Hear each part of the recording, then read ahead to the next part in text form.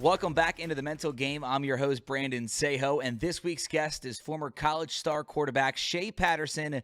And in this episode, Shea opens up about being a five-star recruit coming out of high school, his college career at quarterback at both Ole Miss and Michigan, the ups and downs he experienced both on and off the field, and how he is still chasing that NFL dream. All of that and much, much more in this episode. But before we get started, let's kick things off with this week's Mental Health Tip of the Week, powered by 1 in 5 and is all about mentors. Surrounding ourselves with people who fill us up is essential. We naturally fuel off the energy of others. Being around people you admire and who appreciate your worth is fulfilling, so it's important to find mentors to add to your support system. They can be your boss, supervisor, family member, teacher, coach, or anyone who creates a positive environment and someone who you can learn from. But it is also essential to return the favor to your community and be a mentor for others. This creates strong, supportive environments where people are positively learning and growing to reach their full potential. And if you or anyone you know needs help finding a therapist or any mental health resources, go ahead and scan the QR code in the bottom right-hand corner of the screen. It'll be up this entire episode, and it'll take you directly to 1 in 5's homepage, where their mission is to prevent suicide by stopping the stigma and starting the conversation. Now it is time for a new conversation right here on the Mental Game with former star college quarterback Shea Patterson. Welcome back into the Mental Game. I am joined today by former college star quarterback Shea Patterson. And Shea, I just want to say thanks for coming on, man. I'm honored to have you on this. Brandon, thank you so much for having me, man. Can't wait to talk about everything. Let me ask you this first, is what I do with every single guest. What does mental health mean to you? Mental health is probably the most important factor, I think, whether you're an athlete or businessman or just really just a normal person. I think it's key to your success. You had a lot of success throughout your career. Let's start when you're coming out of high school. You're one of or the top player in the country. I know your senior year you transferred to IMG Academy. It's the best of the best play there, and you pick Ole Miss. But as a recruit that highly touted and a five-star recruit, did you have to start kind of focusing on the mental game a little bit more than most do at 16, 17 years old because of your high profile? Dude, I didn't even know what the mental game was in high school, or really the early parts of my college career. When you're that young, you're just so focused on what you're doing and your goals that nothing around you can affect it, because, you're not dealing with real life problems yet, unless you've already been through something. But no, man, it wasn't until I transferred to Michigan that, I started to feel an obligation to take care of my mental health.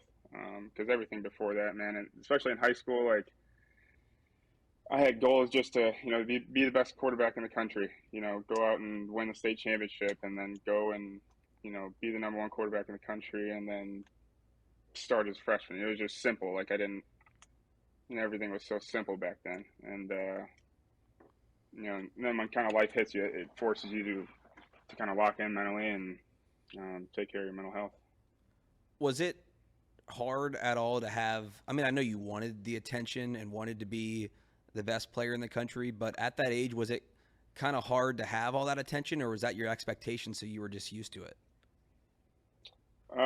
It was definitely more of my expectation. I expected to go out there and have success, and I was committed to Arizona when I was really in 8th grade. So the attention and as far as just doing interviews like every other day, talking to people, and really talking about my goals every day. So that was kind of second nature to me. at an early age, so there was no real negative impact early on. When you're playing at Ole Miss, the SEC, that's the top of the food chain in college football. What was that like when you finally got to take snaps under center there and compete in the SEC as the quarterback at Ole Miss? Man, it's wild to think about now, but then again, like you go back and like it's kind of what I expected to do. It's what I worked, you know, 15 years on, just preparing for that moment. So my first college start was at A&M, and I was thinking about, I was redshirting that entire year. It's funny because you said that you were at the LSU game while I was in my dorm. Mm-hmm. But then the following week, Chad Kelly tears his ACL, and then you go from that to starting against Myles Garrett and at Kyle Field in front of 115,000 people. So it's just like, but at the same time, I was working my ass off every single day preparing for that moment. So it was a blessing, man. I loved Oxford. Still talk to a lot of people from there. Good friends with DK and AJ and still in Van Jefferson. So many guys that I keep in contact with. So it was a huge blessing. I worked with Joe Burrow and talked to him about always being ready. And that's, kind of what happened with him at Ohio State. He never got to see the field, but was always, like you said, working his ass off, keeping that steady mindset of you just got to be ready for when your time comes. Is it difficult at all to just keep your head down and keep chugging when you aren't playing right away like you had hoped? Back then it was like,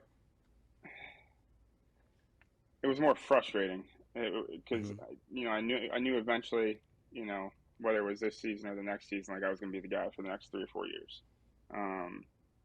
So I think in terms of like now, because I'm still playing, I think now it's a lot more difficult because the opportunities dwindle a little bit, and you only get one opportunity every year or so now. So, but no, man, I think I read something where Joe was transferring because we transferred at the same time period when he went to LSU and I went to Michigan. Coach O actually met with both of us, but he said something about Alabama to where they were going to take him and maybe they can be his backup. And I guess his reply was, you must not know about me. So it's kind of somewhere I can relate with him and his mindset. Well, I'll hit on this before we get to Michigan then. So, because I covered LSU, so I know Coach O too. What was the conversation like with Coach O when you met with him? So did you meet about transferring from Ole Miss to LSU with Coach O? Yeah, he drove. So he drove to. It was like a week where I was making my decision. It was really between LSU and Michigan at the end. And it was funny because in Joe Burrow's Heisman speech, he talked about talking to Coach O, and I said, "Hey, listen, man, I got the keys to Ferrari, and we need somebody to operate at a high level." So that I think it was the exact same. Probably was the exact same conversation that he had with Joe, but yeah. It's so that wild. obviously he drove to Oxford. He drove to Oxford and then picked me up like 45 minutes away. We drove around for 30 minutes, and then a day later, Coach Harbaugh flies in and meets me at my house, and so it was a wild couple of days. Yeah. So, at what point did you make the decision that it's time to transfer and get a fresh start, and why did you want to do that? I mean, the reason why I did it was because I wanted to win a national championship. I wanted to win a conference title. I wanted to do a lot of things in college. And when I came to Ole Miss, people had their different opinions on why I left, or the sole reason was because I wanted to compete for a national championship. And, I could have waited there for 2 or 3 years for the sanctions to be over, but that really wasn't aligned with my path. So I mean, the sole reason was just and I was lied to a little bit. I was told that the sanctions wouldn't be in effect during my time there, and the next day, the head coach gets fired and the guy who recruited me gets fired. So Was it hard with social media when you decided to transfer? Did fans come after you? I mean, you're right in the heart of when social media started to get at its peak with Twitter. What was that like? Did you have, I'm sure you had support from friends, teammates, family, but did you have to battle social media? And how do you do that as a high-level athlete when you are trying to transfer? Of course. Yeah, obviously got a lot of hate and a lot of just negativity from the people who didn't support the transfer or really support me at all. That was tough to navigate, but I had good family around me and good people around me in my life to help me navigate that. Absolutely. Everyone is blessed to have that. Now let's go to Ann Arbor now. You go to Michigan, you're up there. What was the experience like at Michigan to be the starting quarterback at the Big House, getting to face off with Ohio State, getting to play in the Big Ten, a little bit different than the SEC, but still high level competition. Yeah. You get your fresh start. Did you feel like a rejuvenation when you got up there and you're getting to wear those Jordan branded blue jerseys and put on that Wolverine helmet? Did you feel that fresh start was real then for you? Yeah, I did. That junior year, I know we opened up and lost against Notre Dame, but that junior year was amazing, man. I grew up 45 minutes from Ann Arbor in Toledo, Ohio, so me and my dad used to go to football games, and I used to be, that kid that because during every game you take a bus through the tailgates and you go and walk into the stadium, and I would always picture me and my dad or me and my brothers just out there in the tailgate and just realized how blessed and fortunate I was, and to have experienced that. So, but no, it was definitely a dream come true because my dad used to tell me bedtime stories all the time about me playing at Michigan, and then it's crazy how it happened. Yeah, that's incredible to have, dreams like that, then come to fruition and then realize, did you ever have to pinch yourself the first time you ran out and slapped the banner, or was there just a moment when you're playing at Michigan where you're like, damn, I'm really doing this? Yeah, that happens right after the national anthem where there's silence and then, you hear the national anthem and then the crowd goes freaking crazy. So, in those moments, I always just thank God for being in that situation. But Big House is awesome. All right, you play at Michigan after transferring from Ole Miss. I'm assuming you obviously had goals to be an NFL starting quarterback. What was that process like with the Senior Bowl and the Combine, and how were teams feeling you out? What did you hear? What did you think was going to happen, come April with the draft? It's crazy because I'm in a position right now where I'm fighting for my career, and it's going on year 2 of being out of that, realm of, because you got young guys coming up, you got just a lot of guys staying healthy in the league already, so the window's dwindling if it already hasn't, but I don't believe it has. But that process was, it was fun. It was something I always wanted to go through. I always wanted to go to the NFL Combine. I always, wanted to get drafted, even though it didn't happen. I was thankful for the process, but definitely didn't expect to not get drafted. So when that happened, I got picked up by the Kansas City Chiefs a month later after the draft. So it was just a month of just anxiety and stress and just what the heck's going on. And then after that, it was during the COVID year. So they had Chad Henne, Pat Mahomes, and I think Jordan Tanner as well in the room already, who they were already paying, because I signed a free agent deal for no money. It's definitely a business in the NFL. So I went through 3 months of virtual meetings and then never got to Kansas City because they went from 90 some to 60 some. So that was tough. Yeah, and I don't want to, go down that broken road, but I think a lot of people that watch this probably have got to the point where they are about to achieve that ultimate goal, that ultimate dream, and then have to take an alternate route that either doesn't happen or, like you're doing, still trying to make it happen. Were there dark days in between then and now where You know, you're a pretty motivated guy. You've always competed at a high level and been athletic and being a high performer. But were there dark days where you had to pick yourself up, or somebody else had to, and it was just a bad day? You couldn't get out of it. Yeah, I remember when I got let go. There was like a 2.5 month period where I was just completely out of it. You know, my family noticed it. You know, I was getting fat. You know, sleeping in, not working out. And then just one day I just woke up and it was just like, just kind of decided who I wanted to be, and decided that I'm going to go after it with everything I got, you know, because the pain of, you know, not getting somewhere, you know, you're supposed to be, and giving up is, I mean, it's a lot easier to give up. It's a lot easier to give up. So what I did was I moved away from home, went to Nashville by myself, didn't really know anybody, and just found a trainer. I studied every single morning, signed it with a new agent, and kind of just restarted, really, the whole entire process. And construction, the mind, you know, got in the best shape of my life. Then ended up playing in the spring league following after that.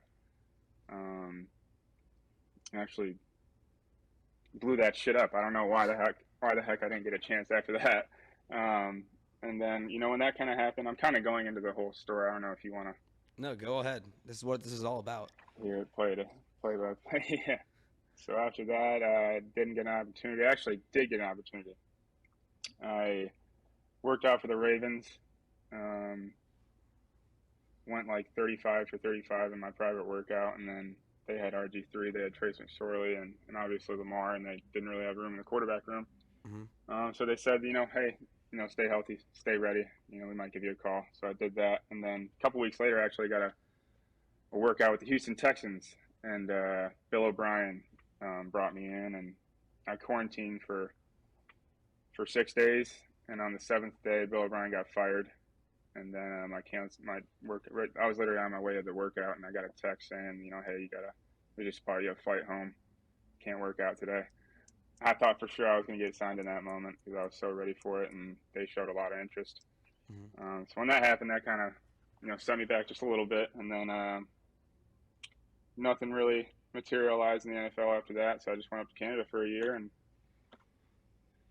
you know, went up to Vancouver and Montreal, got to experience a bunch of different things. And then just this past offseason, I did an internship with Michigan.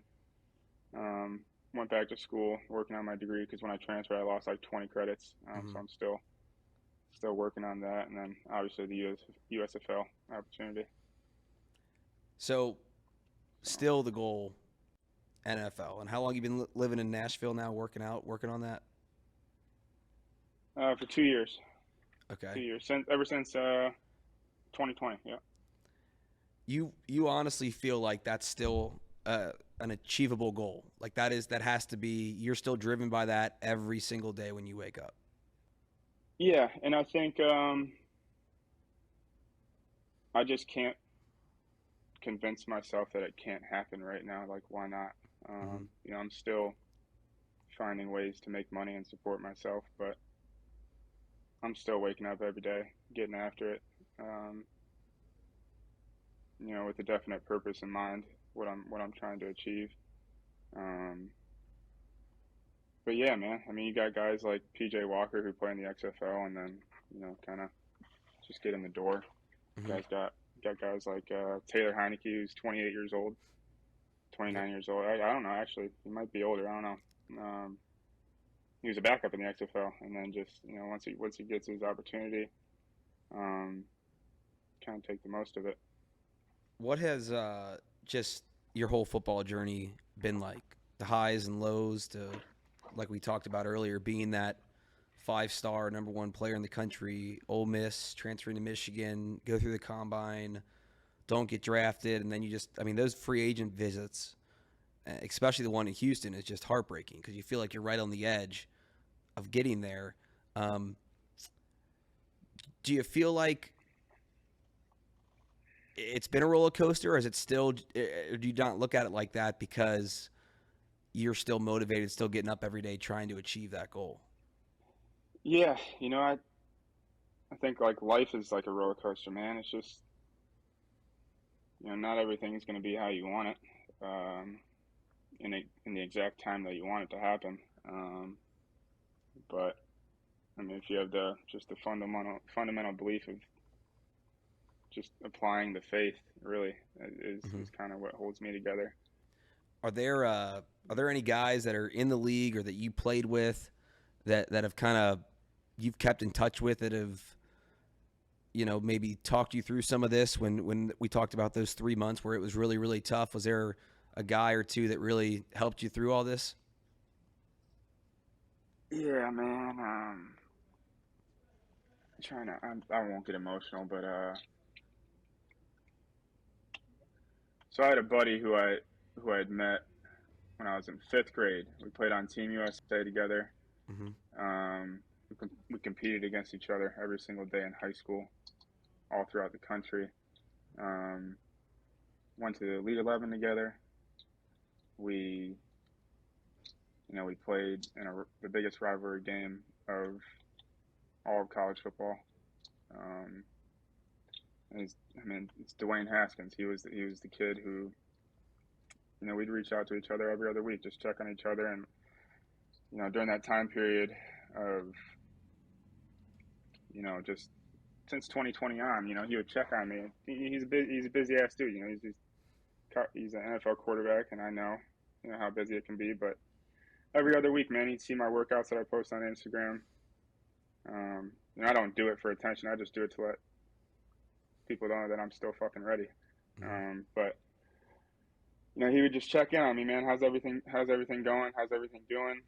I still believe in you. Was really the last thing he said to me. A couple days before he passed. So, I have that screensaver on the back of my phone. I can't imagine what that day was like for you, and I can only give you my prayers and condolences. And to hear about that brotherhood and that bond, because you hear that so much in football, especially guys at the same position, and you guys growing up together. Um, do you look at him as maybe the number one motivation for you now, or a top motivation to go out there and do this thing and make it for a guy that always believed in you, just to achieve that for him? I would definitely say uh, that he has a huge impact of why I get up every single day and do what I do. Um, Obviously, it's my family and my loved ones I do it for, and myself I do it for. But and he's right here. He's right here all the time. So that's huge. What were some of the things that you guys shared and talked about when it came on and off the field that was consistent? A lot of guys have I don't know if sayings is the right word, or like just what brought you guys together so close? Was it just playing together? Was it humor? Was it what? Why I were you guys so close? I think just energy, man. Just his energy was so contagious, and I think we were a little similar on that end. And we just, even though we were the top one and two or three quarterbacks in the country, and then competed in college, we just like never looked at it that way. It was just always, we were always just cool, and we always wished each other success. Um, but no, man, yeah, he'd be playing Michigan State, and I played him the week before. Just give him a little rundown of the defense, and then just little nuances here and there throughout the season. But yeah, So did you guys grow up in the same area, or you guys were just competing at like the Team USA, the Elite 11 camps together? yeah, no, we didn't grow up in the same area. We just in sixth grade we played in Team USA. Um, he was short and fat back then. Um, we But now I remember I was like, who the heck is this dude? Because at that age I'm like, oh man, I'm the best. Right. This dude's pretty freaking good too. But yeah, Austin, Texas is where we met. We stayed in a dorm, I think, at the University of Texas dorm together, and and played. We met there, and then really ever since then up until our senior year in high school, we just went to every single camp together, and really just formed a pretty good relationship. Yeah, and you said that's still that's the background of your phone, or your phone wallpaper is what he had said to you, right? Yeah. Yeah. Just that constant reminder every day to push you while you get up out of bed. Mhm. Mhm. Lately it has been. Lately it definitely has been. Just with obviously what happened. But Right. Well, I'm really appreciative for you for sharing that. The last thing I'm going to ask is, there's a lot of young athletes that are going to be watching this that maybe were in your shoes 6-7 years ago. And what would be your biggest advice to guys that are coming out of high school that want to play college football? What's your biggest advice to them? don't get a girlfriend. I'm just kidding. Nah, you can get if it's a good one, get a girlfriend. It takes a certain type of hunger every single day. Especially when you get in, you're a freshman. You're like, man, I'm ready to go. Let's go. Every single day. I think the goal would be, and I heard it from my strength coach at Ole Miss when I first walked in. He said, my goal is to get you guys to harness and keep the same hunger and motivation you have right now up to the point you leave here. So I think just my biggest advice would be, stay hungry every single day. Obviously, learn how to read to take care of your mental health, because there's going to be a lot of obstacles. There's going to be a lot of roller coasters. You're going to fail. Learn how to deal with that if you don't already know. Don't pay attention to social media. Sometimes it's good to see highlights and stuff of yourself and watch it before games and visualize, the stuff you want to do on the field, but stay off that as much as you can during the season. Be where you're supposed to be when you need to be there. And just have fun, man. Have fun, because it'll go by in a blink of an eye.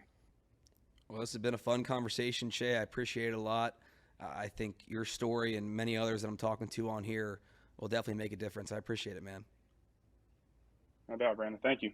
And what a great conversation that was with Shea Patterson, especially the part where he opens up about his friendship with the late Dwayne Haskins, his friend he played against growing up through his teenage years, as you heard him tell those stories, and then, of course, the Ohio State-Michigan rivalry. And that is an incredible story that he is still his motivation as he chases his NFL dream. Coming up next week, right back here on The Mental Game, we have another great guest, Tara Schuster, who is an incredible author. Before that, she was the VP of Development and Talent at Comedy Central. She was the actual brain behind a show you know and love, Key and Peele, that and much, much more. But now she is also a mental health advocate and author behind 2 incredible books. She is my next guest on The Mental Game, and she has a lot of great stories to tell and advice to give that we'll bring to you right back here next week.